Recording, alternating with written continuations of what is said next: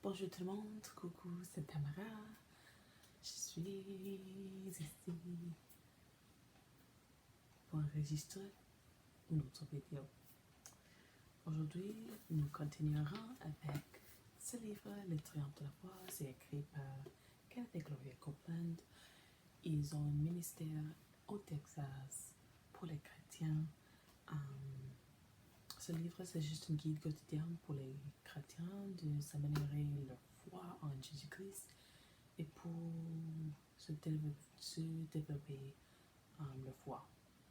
Donc, je voudrais lire chaque leçon dans ce livre pour les 305, 365 pour les 365 jours de l'année. Wow, mon Dieu. Essayez de dire ça 3 fois rapidement. Pour ma langue anglophone, c'est difficile. Hein? Oui. Donc, ce livre, c'est... toutes les leçons de ce livre sont disponibles gratuitement. Je vais laisser le lien dessous dans la boîte de commentaires. Et j'espère que je peux pratiquer le français et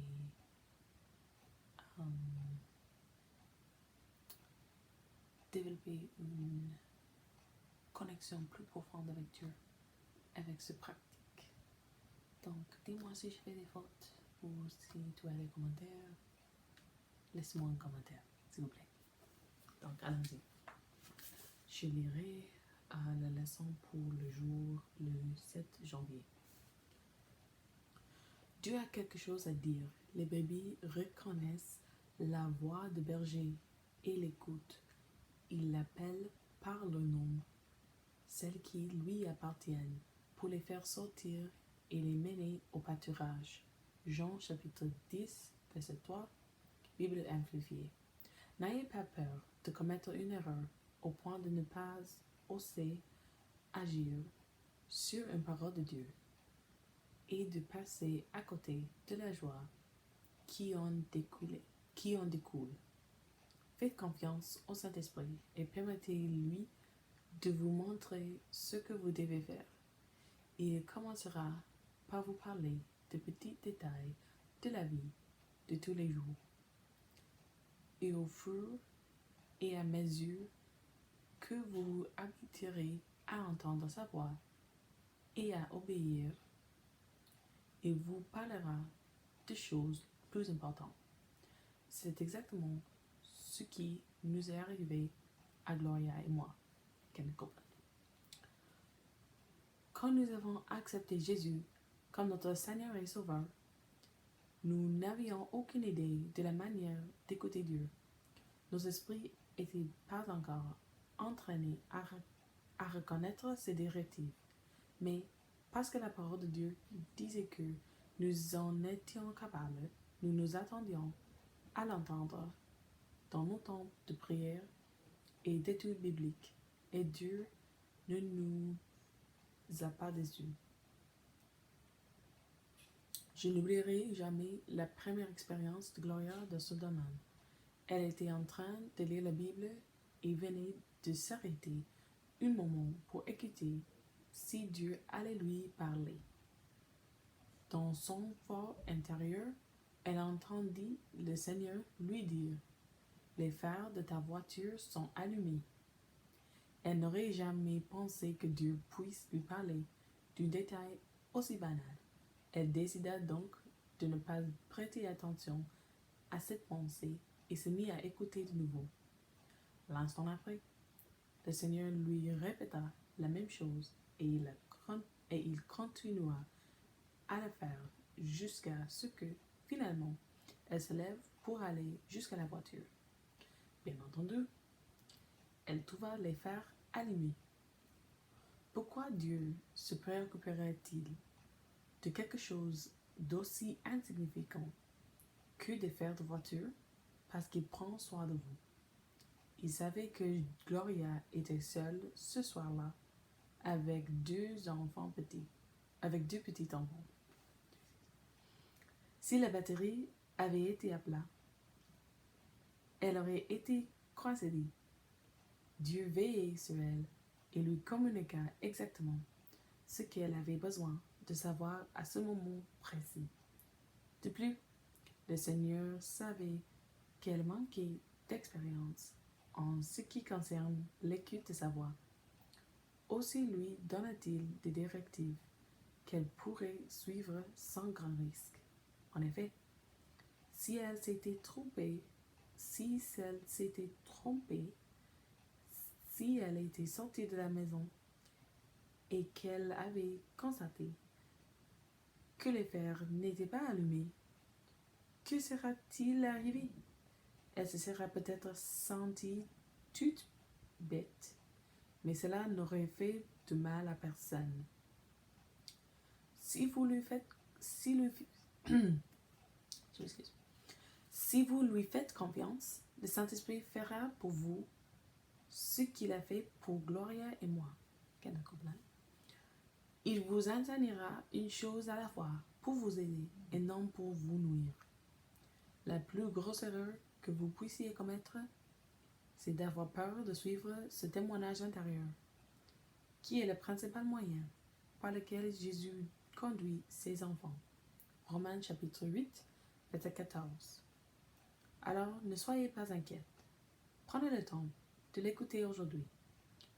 Attendez-vous à l'entendre dans votre esprit, car Dieu a quelque chose à vous dire. Lecture conseillée.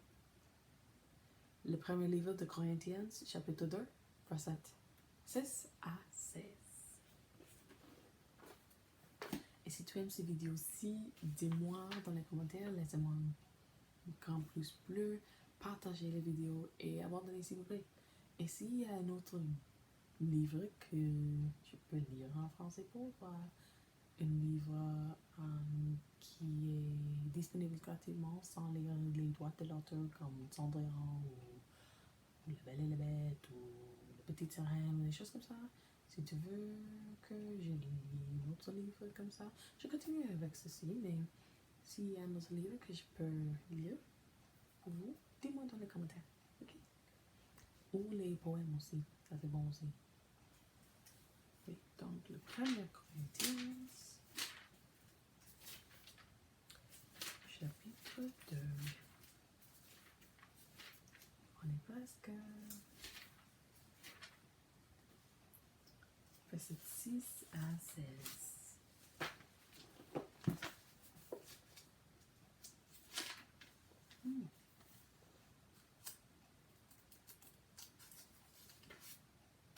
Elle dit. Cependant, c'est une sagesse que nous prêchons parmi les parfaits, sagesse qui n'est pas de ce siècle, ni des princes de ce siècle, qui vont être réduits à l'impuissance. Nous prêchons la sagesse de Dieu, mystérieuse et cachée, que Dieu avait prédestinée avant les siècles, pour notre gloire. Aucun des princes de ce siècle ne l'a connue, car s'il l'avait connue, il n'aurait pas crucifié le Seigneur de gloire. Mais c'est, comme il est écrit, ce que l'œil n'a pas vu, ce que l'oreille n'a pas entendu, et ce qui n'est pas monté au corps de l'homme, tout ce que Dieu a préparé pour ceux qui l'aiment.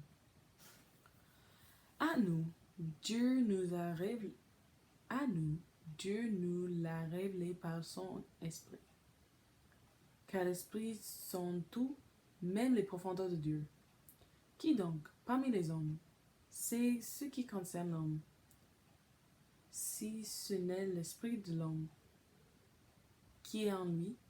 De même, personne ne connaît ce qui concerne Dieu, si ce n'est l'esprit de Dieu. Or nous n'avons pas reçu l'esprit du monde, mais l'esprit qui vient de Dieu, afin de savoir ce que Dieu nous a donné par grâce. Et nous en parlons, non avec des discouteurs qui enseignent la sagesse humaine, mais avec ce qu'enseigne l'esprit, en expliquant les réalités spirituelles à des hommes spirituels. Je relis ce verset encore. Et nous en parlons, non en fait des discours qu'enseigne la sagesse humaine, mais avec ce qu'enseigne l'esprit, en expliquant les réalités spirituelles à des hommes spirituels. 14. Mais l'homme naturel ne reçoit pas les choses de l'esprit de Dieu, car elles sont une folie pour lui, et il ne peut les connaître, parce que c'est spirituellement qu'on en juge. L'homme spirituel, au contraire, juge de tout, et il n'est lui-même jugé par personne. En effet, qui a connu la pensée du Seigneur pour l'instruire? En nous, nous avons la pensée de Christ. Oui, ça c'est tout pour aujourd'hui. Merci beaucoup pour avoir regardé ou écouté cette vidéo-ci. Une autre fois, je voudrais dire merci beaucoup. Si tu as aimé cette vidéo, donne-moi un grand pouce bleu, partage la vidéo et abandonnez s'il vous plaît. Et il y a un autre livre que je peux lire pour toi, un livre sans beaucoup de droits de l'auteur. Dis-moi et je peux le faire en anglais ou en français, mais préférément en français, juste pour moi de pratiquer le français, mon écriture, ma compréhension. Oui, c'est tout. C'est tout pour aujourd'hui. Merci beaucoup et à bientôt. Au revoir.